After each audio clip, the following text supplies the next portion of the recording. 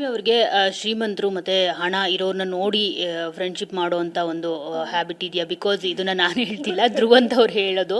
So ಅವರು ಅಶ್ವಿನಿ ಅವ್ರ ಜೊತೆ ಫ್ರೆಂಡ್ಶಿಪ್ ಮಾಡೋ ಇರೋದು ಒಳಗಡೆ ಸಪೋರ್ಟ್ ಸಿಗೋದಕ್ಕಲ್ಲ, ಹೊರಗಡೆ ಹೋದ್ಮೇಲೆ ಅವ್ರಿಗೊಂದಷ್ಟು ಫೈನಾನ್ಷಿಯಲಿ ಸಪೋರ್ಟ್ ಸಿಗುತ್ತೆ. ಅಶ್ವಿನಿ ಅವರು ತುಂಬಾ ರಿಚ್, ಸೊ ಹೀಗಾಗಿ ಅವರು ಅದಕ್ಕೆ ಅವ್ರ ಜೊತೆ ಫ್ರೆಂಡ್ಶಿಪ್ ಮಾಡಿದ್ದಾರೆ ಅನ್ನೋ ಒಂದು ಆರೋಪವನ್ನ ನಿಮ್ಮ ಮೇಲೆ ಧ್ರುವಂತ್ ಅವ್ರು ಮಾಡ್ತಾರೆ. ಸೊ ಏನ್ ಹೇಳ್ತಾರೆ ಜಾನ್ವಿ?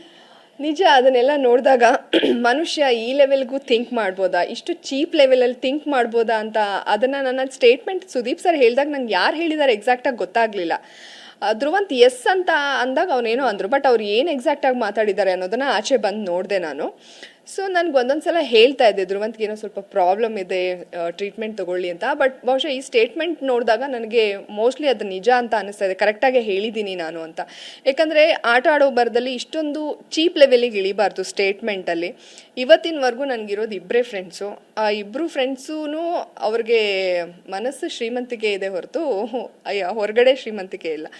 ನನಗೆ ಎಷ್ಟು ಸ್ವಾಭಿಮಾನ ಅಂದರೆ ನನಗೆ ಜೊತೇಲಿ ಯಾರೂ ಕಾಂಟ್ಯಾಕ್ಟಲ್ಲಿ ಇರಲ್ಲ. ನಾನು ಏನೋ ಒಂದು ಸಣ್ಣದನ್ನೇ ಇದು ಮಾಡ್ಕೋತೀನಿ, ನಾನು ಫೋನ್ಗಳೇ ಎತ್ತಲ್ಲ ಯಾರೇ ಇರಲಿ.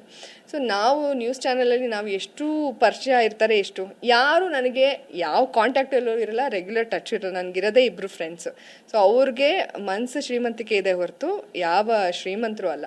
ಸೊ ಧ್ರುವಂತಿಗೆ ಈ ಮೂಲಕ ಇನ್ನೊಂದು ಹೇಳಕ್ಕೆ ಇಷ್ಟಪಡ್ತೀನಿ, ನಾಚೆ ಬರ್ತೀಯಲ್ಲಪ್ಪ, ನಂದೇ ಸನ್ರೈಸ್ ಪ್ರೊಡಕ್ಷನ್ಸ್ ಇದೆ, ನಿನಗೆ ಕೆಲಸ ಕೊಡ್ತೀನಿ ಬಾ, ಒಂದು ಆ್ಯಡ್ ಶೂಟ್ ಏನಾದರೂ ನಿನಗೆ ಕೊಡ್ತೀನಿ, ನೀನು ನನ್ನ ಸಂಸ್ಥೆಯಲ್ಲೇ ಕೆಲಸ ಮಾಡುವಂತೆ.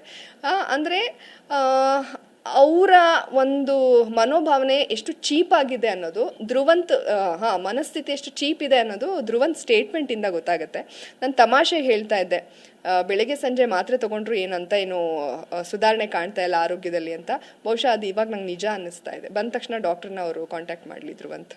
ಜೊತೆಗೆ ಧ್ರುವಂತ್ ಅವರು ರಿಯಲ್ ನೇಮ್ ಇಟ್ಕೊಂಡಿಲ್ಲ. ಬಿಗ್ ಬಾಸ್ ಮನೆಗೆ ಬರೋವಾಗ ಅವರು name Charit Balappa, serial name ಇಟ್ಕೊಂಡು ಬಂದಿರೋವಂಥದ್ದು. ಸೊ ಜೊತೆಗೆ ಅಲ್ಲಿ ಅವರು ಆಡ್ತಿರೋ ಒಂದಷ್ಟು ವರ್ತನೆಗಳು ಹೊರಗಡೆ ಎಲ್ಲ ಟ್ರೋಲ್ ಆಗ್ತಿರೋವಂಥದ್ದು. ಸೊ ಅದ್ರ ಬಗ್ಗೆ ಹೇಳೋದಾದ್ರೆ ಏನು ಹೇಳ್ತಾರೆ?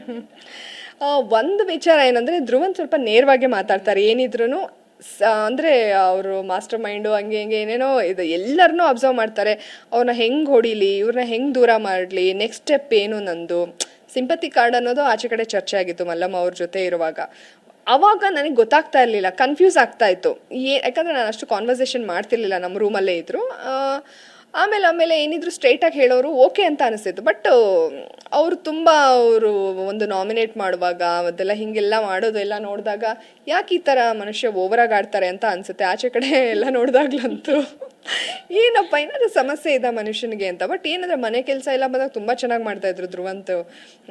ಕೆಲಸಗಳನ್ನ ಅಂತೂ ಅಲ್ಲ, ಬಟ್ ಕೆಲವೊಂದು ವರ್ತನೆಯಲ್ಲಿ ನೋಡಿದಾಗ ತುಂಬ ಒಂಥರ ಆಶ್ಚರ್ಯ ಆಗುತ್ತೆ, ಯಾಕೆ ಹೀಗಾಡ್ತಾರೆ ಅಂತ. ಬಟ್ ನಿಮ್ಮ ಜೊತೆ ಇದ್ದಾಗ ಅಶ್ವಿನಿ ಅವ್ರನ್ನ ಬೈಕೊಳ್ತಾರೆ, ಜೊತೆಗೆ ರಕ್ಷಿತಾನ ಬೈಕೊಳ್ತಾರೆ, ಅವಳು ಕನ್ನಡ ಬರುತ್ತೆ ಆದರೂ ಆ್ಯಕ್ಟ್ ಮಾಡ್ತಾಳೆ ಅಂತ ಹೇಳ್ಬಿಟ್ಟು. ಜೊತೆಗೆ ಈಗ ಮೊನ್ನೆ ಹೇಳ್ತಾ ಇದ್ರು ನಿಮ್ಮಿಬ್ರು ಜೊತೆ ಜಗಳ ಆದಮೇಲೆ ರಕ್ಷಿತಾಗೆ ಯಾವತ್ತಿಗೂ ನಾನು ಇರ್ತೀನಿ, ಅವಳ ಅಣ್ಣ ಅಂತ ಕರೆದ್ರೆ ಸಾಕು ನಾನು ಓಡೋಡ್ ಬರ್ತೀನಿ ಅಂತ ಹೇಳ್ಬಿಟ್ಟು. ಸೊ ಏನಿದು ಅರ್ಥನೇ ಆಗ್ತಿಲ್ಲ ಅನ್ನೋ ರೀತಿಯಲ್ಲಿ. ಓಕೆ, ಈ ಸ್ಪ್ಲಿಟ್ ಪರ್ಸನಾಲಿಟಿನ ನಾವು ಆಪ್ತ ಮಿತ್ರದಲ್ಲಿ ನೋಡಿದ್ವಿ. ಅಂದರೆ ಹಾಗೆ ಚೇಂಜ್ ಆಗ್ತಾನೇ ಇರ್ತಾರೆ ಅವರು. ಆ ರಕ್ಷಿತನ್ನ ಬೆಳಿಗ್ಗೆ ಬೈತಾ ಇರ್ತಾರೆ, ವೀಕೆಂಡಲ್ಲಿ ಸುದೀಪ್ ಸರ್ ಏನೋ ಸಪೋರ್ಟ್ ಮಾಡಿದ್ರೆ ಮತ್ತೆ ಆ ಕಡೆ ಹೋಗಿರ್ತಾರೆ, ಮತ್ತೇನಾದ್ರು ಅವಳ ಜೊತೆ ಇರಿಟೇಟ್ ಆದಾಗ ಮತ್ತೆ ದೂರ ಆಗ್ತಾರೆ. ಒಂಥರ ಹಾಗೆ ನಮ್ಮ ಜೊತೆನೂ ಚೆನ್ನಾಗಿರ್ತಾರೆ, ಒಂಚೂರು ಇದಾದರೆ ದೂರ ಆಗ್ಬಿಡ್ತಾರೆ, ಮತ್ತೆ ಅದೇ ನೋಡ್ದಂಗೆ ಓಡಾಡ್ತಿರ್ತಾರೆ. ಆಮೇಲೆ ಮತ್ತೆ ಅಂದರೆ ಗೊತ್ತೇ ಆಗಲ್ಲ. ತುಂಬ ಪರ್ಸ್ನಾಲಿಟಿಲಿ ತುಂಬ ಕ್ಷಣಕ್ಕೂ ಚೇಂಜಸ್ ಆಗ್ತಿರ್ತಾರೆ. ಹೌದು, ಬಿಗ್ ಬಾಸ್ ಮನೆಯಲ್ಲಿ ನಮಗೂ ಈ ಥರ ಆಗಿದೆ, ಅಭಿಪ್ರಾಯಗಳು ಚೇಂಜ್ ಆಗ್ತಾನೆ ಇರುತ್ತೆ. ಅವ್ರು ಏನೋ ಮಾಡಿದ್ರೆ ಇವರಲ್ಲ ಇವರೇ ಬೆಟರು ಹಂಗೆ ಅನ್ನಿಸ್ತಾನೆ ಇರುತ್ತೆ. ಬಟ್ ಧ್ರುವಂತದ್ದು ಏನಿದ್ರು ಅಂದರೆ ಅವ್ರಿಗೆ ಗೊತ್ತಾಗುತ್ತೆ, ಜನ ನಾವು ಯಾರನ್ನು ಬೇಕಾದರೂ ಮೋಸ ಮಾಡ್ಬೋದು, ಜನರನ್ನು ಮೋಸ ಮಾಡೋಕ್ಕಾಗಲ್ಲ. ಸೊ ಅದು ವರ್ಕ್ ಆಗ್ತಿರ್ಬೋದೇನೋ, ಐ ಡೋಂಟ್ ನೋ. ಇನ್ನು ಆಚೆ ಬಂದಮೇಲೆ ಗಿಲ್ಲಿ ಕ್ರೇಜ್ ನೋಡ್ಬಿಟ್ಟು ಏನು ಅನ್ನಿಸ್ತು ಜಾಹ್ನವಿ ಅವ್ರಿಗೆ? ಬಿಕಾಸ್ ಗಿಲ್ಲಿ ಮತ್ತು ರಕ್ಷಿತಾಗೆ ತುಂಬಾ ಕ್ರೇಜ್ ಕ್ರಿಯೇಟ್ ಆಗಿರುವಂಥದ್ದು. ರಕ್ಷಿತಾಗೆ ನೀವೇ ಮಾಡಿಕೊಟ್ಟಿದ್ದು ಬಿಡಿ, ಇಬ್ಬರು ಸೇರಿಕೊಂಡು.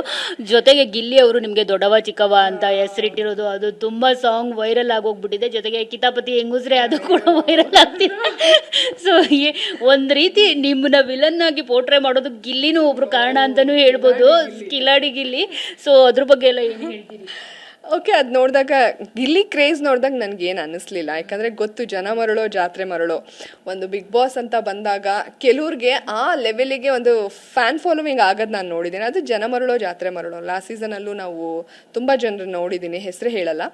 ನನಗದ್ರ ಬಗ್ಗೆ ಯಾವ ಶಾಕು ಅಥವಾ ಆಶ್ಚರ್ಯ ಆಗಲ್ಲ. ಅವ್ರಿಗೇನೋ ಇಷ್ಟ ಆಗಿರುತ್ತೆ, ಇಷ್ಟಪಡ್ತಾ ಇರ್ತಾರೆ. ಓಕೆ, ಇದು ಅದೇ ಸ್ವಲ್ಪ ದಿನ ಇದ್ದೇ ಇರುತ್ತೆ, ನೆಕ್ಸ್ಟ್ ಸೀಸನ್ ಬರೋ ತನಕ ಇದೆಲ್ಲ ಇದ್ದೇ ಇರುತ್ತೆ. ಸೊ ಜನರು ಇಷ್ಟಪಡ್ತಾ ಇದ್ದಾರೆ ಅಂದರೆ ಪ್ಯೂರ್ಲಿ ಅದು ಅವ್ರ ಚಾಯ್ಸ್. ಅವರಿಗೆ ನಮಗೆ ಒಳಗಡೆ ಇರಿಟೇಟ್ ಆಗೋದು ಜನಕ್ಕೆ ಆಚೆ ಇಷ್ಟ ಆಗ್ಬೋದು. ಅದು ಒಂಥರ ಒಳಗಡೆ ನಾವು ನೋಡೋ ದೃಷ್ಟಿಕೋನ ಬೇರೆ ಇರುತ್ತೆ, ಆಚೆ ನೋಡೋ ದೃಷ್ಟಿಕೋನ ಬೇರೆ ಇರುತ್ತೆ. ಸೊ ಹಾಗಾಗಿ ನನಗೇನು ಅನಿಸ್ಲಿಲ್ಲ ಆ ಕ್ರೇಜ್ ಎಲ್ಲ ನೋಡಿ. ಅದು ಬಿಗ್ ಬಾಸ್ಗೆ ಒಂದು ಕ್ರೇಜ್ ಇದೆ. ಪ್ರತಿ ಸಲ ಬಿಗ್ ಬಾಸ್ ಕಂಟೆಸ್ಟೆಂಟ್ಸು ನೆಗೆಟಿವ್ ಇರೋರು ಪಾಸಿಟಿವ್ ಆಗ್ತಾರೆ, ಪಾಸಿಟಿವ್ ಇರೋರು ನೆಗೆಟಿವ್ ಆಗ್ತಾರೆ ಅಂದರೆ ಅದು ಆ ಶೋಗಿರೋ ಶಕ್ತಿ.